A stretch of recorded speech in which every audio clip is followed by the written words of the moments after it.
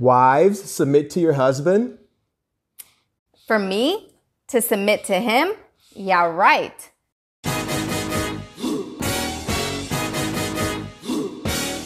Hey, it's your boy Brent in Miami back again. We've got the wifey in the building, and she's going to help us with this topic. It's about submission and how you should go about it, how we think you should go about it, and some of the pitfalls that people experience with it, with the guy being a little controlling or doing too much, right? Yeah.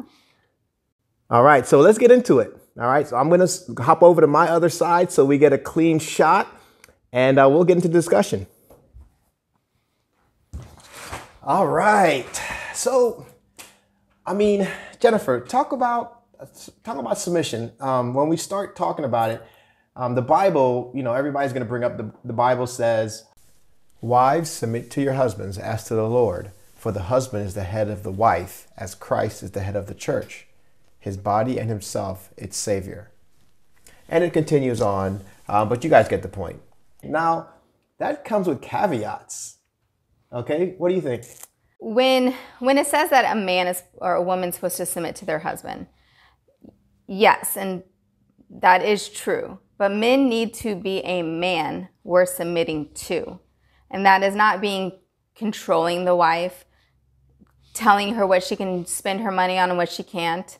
You're going to do it in the best of the family, but obviously if someone has a little problem with spending, you talk to them correctly or whatever, but it's not a control aspect as I'm better than you, I'm this, I'm that, and you're below me, beneath me. Because we're one, we're a family.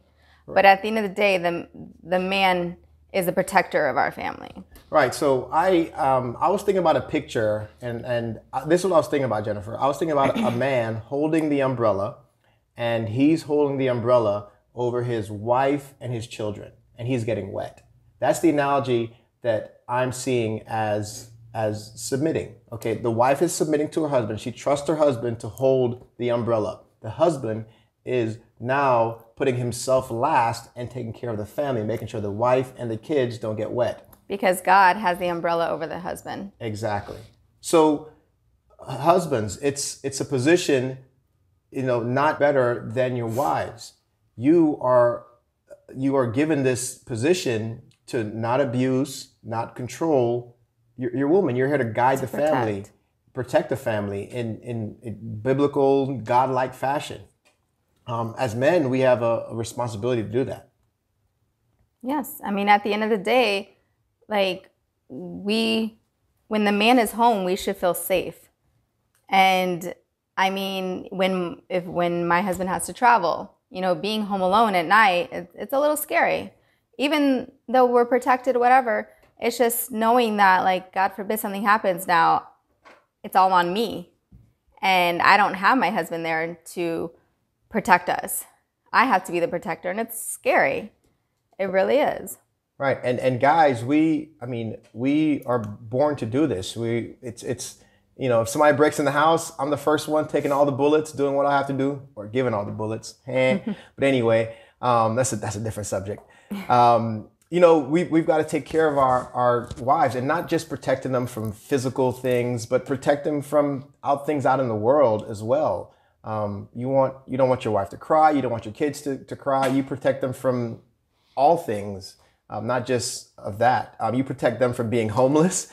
You protect them from not wearing their seatbelts and getting into car accidents. You're protecting. You're constantly doing it. And men, as you pour into your family and your wife and your children, that transition to a submissive wife is a lot easier to palate from the woman. Being a strong man that's worthy of it, you've got to earn that right. And one of the things you've got to do is put in the work.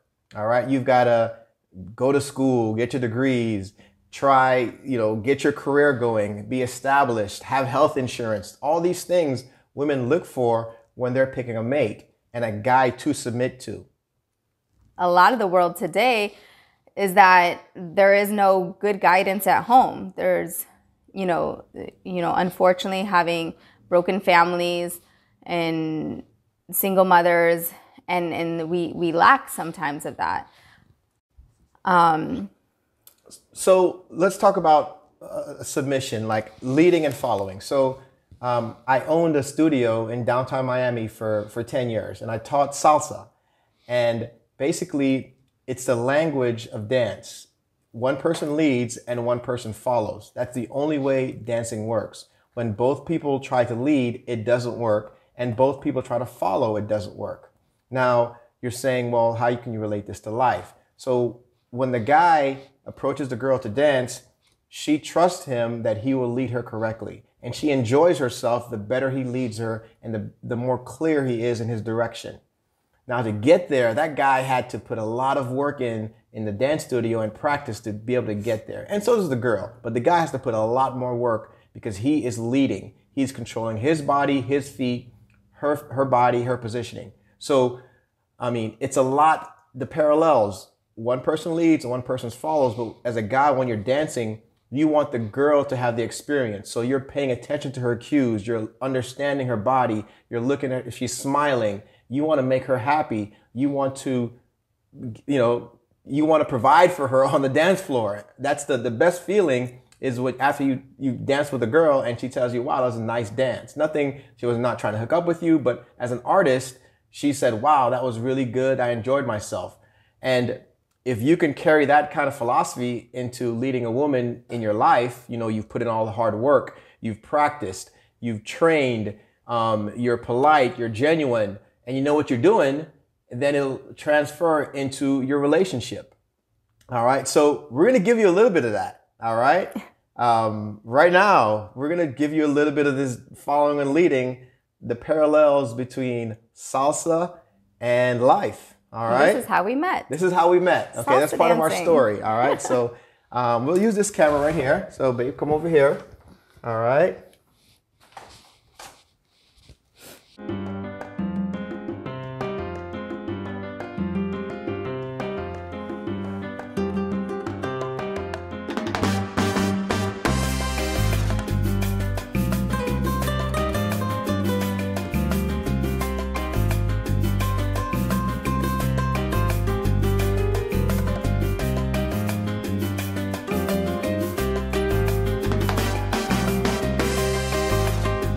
Being a submissive woman, my wife had to pretty much give up her career, the grind of her career. Not totally, but she had to make a decision whether she's going to pursue working a lot and hard, or she's going to fall back a little bit and focus more on the family. Now, we're not saying she's working harder or less. She's just working differently. She's now focused more on the kids and the things in the house like nutrition, and she has more time to dedicate to those things that are really critical to our family. And as you know, we talked about it, we worked on our finances, and we're in a good place where she can really fall back and not work if she chooses. But I still like that she works because she enjoys it. But it's not the end of the world if she can't. Submitting, giving that up is hard. It has to make sense, but you can't serve two masters. You can't be a boss, independent, bad chick with these stressful jobs, making tons of money, and then be the super mom as well. These things work in opposite directions. You got to pick which one you want or scale back one. I've, realized that, I've got to let her find her place, give her space to understand this. Don't be the hammer. Just, have conversations like, hey, I believe that we should be doing that. We should be doing this. And we come to that, that compromise. It's not, I need you to stay at home barefoot and pregnant. No, it's, hey, how can we get through this? What's going to make you happy? And have those kind of conversations. Take that pressure off of her, however you can, whether that's hiring additional help, washing the dishes, once in a while. What did you say? I can't hear you. What was that? Washing the what? The dishes? Yeah, once in a while, if she's really stressed out and everybody else is gone, there's no nannies, there's no, I'll bust some suds, okay? But don't depend on that, We got a dishwasher, so I'll put it in there. I'll do that. But yeah, so man, it's your responsibility to build yourself up. Be strong, be compassionate, understand what your family needs. You are the one that they need to submit to. So you've got to be worthy of that. You've got to, be a leader. The decisions that you make are the decisions for the family unit. And your wife is your consigliere, your closest advisor. So any major decisions, I talk to my wife. We talk about it together. We strategize, finances, planning, any major decisions. My wife is my advisor. I don't have all the answers. Have most of them, but sometimes I need my boo to help me chime in and give her 2 cents. And then I get all that information, I put it in the machine, and I come out with an answer. Okay, I pray on it, and I come out with the answer. And that's what my job is. And if there's something that I'm doing that she feels that I shouldn't be doing or that's wrong, she'll say, hey, let's consider another avenue. Let's, and approach me in a nice way, not through sarcasm, not through all these kind of smart aleck remarks, Oh, let me speak about that. So my 7-year-old, how did she get a slick mouth? I don't know. Well, actually, I do know. So part of submission women is not having passive aggressive tendencies towards your husband, not always challenging him, not always having a smart mouth, just being normal. An example, let me give you an example. Let's say the wife washes clothes one night and then the next morning the husband says, hey, can you wash this for me? Instead of saying like, hey, I washed clothes last night. Why don't you just say, sure, I'll take care of it.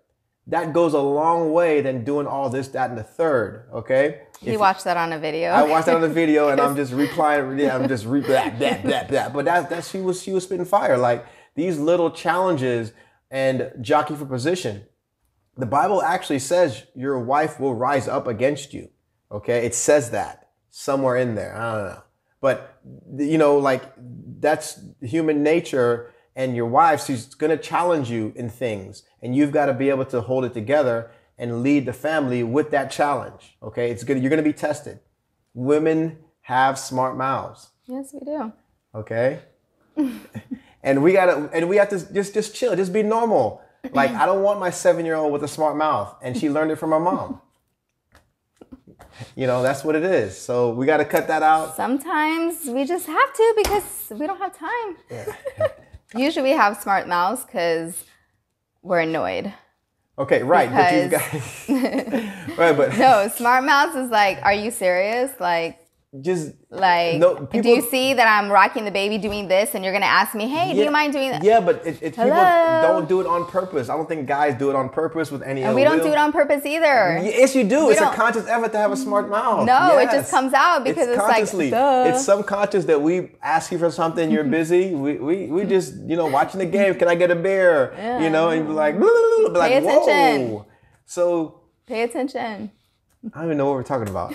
I forgot. I don't think this is necessary. Yeah, okay. Like, we need you. We really do. We need you to help us. Sorry, I'm being distracting.